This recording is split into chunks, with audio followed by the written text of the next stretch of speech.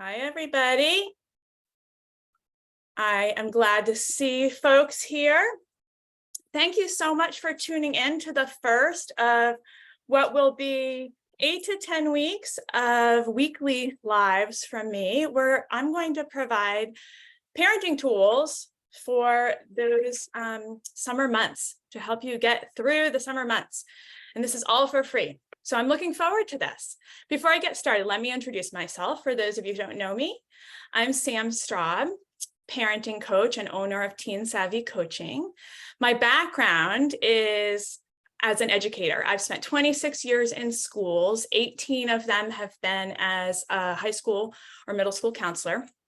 And I just stepped down actually from my position as chair of upper school counseling at an independent school outside of Annapolis. And I'm also a licensed therapist. I work in a private practice where I treat mostly teens, and I also work with their parents in that capacity. So my coaching is informed by all of those roles, and of course also by the fact that I am a parent of two teens. I have a 19-year-old and a 17-year-old. So what I know is that my background has helped me navigate the ups and downs of adolescence and raising adolescents. It has not prevented the ups and downs. Those are not preventable, but I do know that it has helped my kids and me navigate things smoothly. So I'm here to share some of my tips and tools. And if you're seeing this live, terrific. But if you're seeing this after the fact, or if you want to make sure that you see these videos that I'm going to post weekly in your inbox, I'm going to put in the chat right now or in the comments. Here we go. The link that you can use to get your name on the sign up form to get these videos delivered straight to your inbox. And so I will be sending them out weekly after the fact. Anyway, before I get going, let me also tell you a little bit about Teen Savvy Coaching and the services that I offer. So I provide one-on-one or private coaching to parents, and I provide group coaching. In fact, the doors to the Teen Savvy Parenting Masterclass have just opened, and there's a pretty hefty early bird discount for those who register. I love working with parents in groups. I love groups, period. I'm an educator by training, and I think there's some magic that happens in a group. There's learning that you didn't know you needed to have. You know, you go in thinking, this is what I want out of the session, or this is what I want out of the experience. And I take that into account. I talk to all of my clients before they sign on, so that they know what they're getting, and I can say, hey, yeah, I can meet those needs or not. And then what happens is other folks in the group will bring up things and you'll think, oh, I didn't know I needed that. I didn't know I wanted that. That's a tool that I never would have asked for, but I'm so glad I have. And of course, parenting teens can be lonely business also. You know, we stop talking about some of the issues that we deal with as parents of teens out of respect for our teens' privacy, or sometimes out of concern that we're not doing something right. And so it's nice to have a community. It's nice to have a group of parents who are going through the same stuff as you, who aren't going to judge you, who are in fact going to be rooting for you, who've signed on for the same learning and growing experience. So if that sounds interesting to you, you can also check out my coaching services, and I'm going to put those in the comments right now. And I'll put the link right, here we go. Here's that comment coming just now. And you can check those out. All right, let's get started. I've got some notes here so I don't go out of order. Today's tool is actually a framework to help you avoid one of the most common mistakes I see parents make when they are trying to motivate their child. And speaking of motivation, that's one of the most common concerns that parents raise with me when they contact me. So that's why I'm kicking off with this video. People will say, you know, my kid doesn't clean up their room, or it's the summer and my sick kid says they want a job, but they're not doing anything to get themselves closer to that job, or they're behind in a class and they know they're behind, but they're not doing what they need to make the take the steps they need to remedy the situation. Well, oftentimes parents will come in to an interaction with their kids with all these ideas and plans for how to make the matter better. And before I go any further, this is where I want to introduce this framework to you, because what I think parents find is that they encounter resistance from their teen frequently when they come at something with their ideas and their action steps. And here's one of the reasons why. So the way people change, there's this model, it's called the stages of change model. And these are the steps in the model. Pre-contemplation, that's like, haven't even thought I needed to make a change. Then it's contemplation. I know I need to, or I'm thinking about it, but I'm not doing anything about it. Then it's planning or preparation. So no action yet, just kind of like considering the steps that I'm going to take in my head.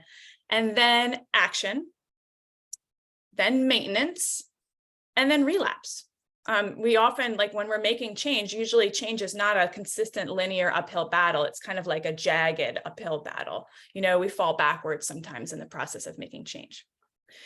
And what I find is that parents are better at fast forwarding in their head the consequences of a child's inaction than the kid is.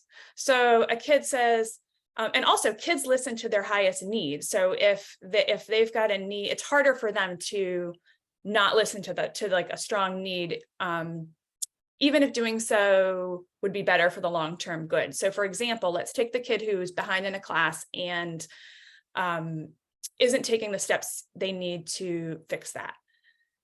They may be in contemplation stage, like, I know I need to do something about this. I know I'm behind, I don't like it, but they may have a need to not deal with the stress that doing the steps they would take, that it would take to get caught up will cause them. So that teens listen to that need, and that's for another post at another video at another time when I talk about maybe decision making. But let's just accept that at face value. And so parents, so they may be stuck in contemplation or pre-contemplation, and parents often come in at action, or at least at planning. They are 1 or 2 steps ahead in the change process than their kid. And what we know is that people are resistant when they get shoved through the change process. They like to go through that at their own pace. That's when buy-in happens. So when I'm working with a client, a parent client, one of the things we talk about is, well, what stage of change is the kid in, your child in, and where are you? And what's the discrepancy? And then we talk about communication tools that parents can use to help shift their kid from pre-contemplation to contemplation, or from contemplation to planning, or from planning to action taking. And there are tools that parents can use for that. Again, I'll go in, that's not for today, but that's something I do a lot of work with when I'm doing parent coaching. I spend a lot of time on that because that's like it's dignifying communication to be able to talk to your teen in a way that respects where they are and lets them come to the conclusion that they need to make the change on their own. It's kind of like making them think it was their idea, but it's not manipulative. It actually becomes their idea. So this framework, the stages of change framework, that's what I want you to keep in mind. The next time you are trying to cajole your child to do something, I want you to think to yourself, well, where's my kid in the stages of change? Are they ready for action, or is it just me who's ready for action? And if they're not ready for action, what stage are they in? Have they even thought that they need to? Are they pre-contemplation? And if so, you might need to give them some information that will lead them to contemplate taking action, or lead them to plan to take action.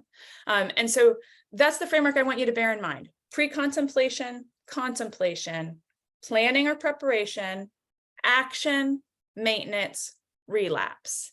And again, most parents will enter a problem at the planning or action stage, and sometimes kids are at pre-contemplation or contemplation, and it always results in resistance from the kid. And so what we want is buy-in, because without buy-in, even if a kid takes action, one of 2 things happens. Either they resent their parent, so they take action, but the relationship degenerates, or they're just going along and they haven't internalized any of the steps that it's going to take to repeat that success in the future.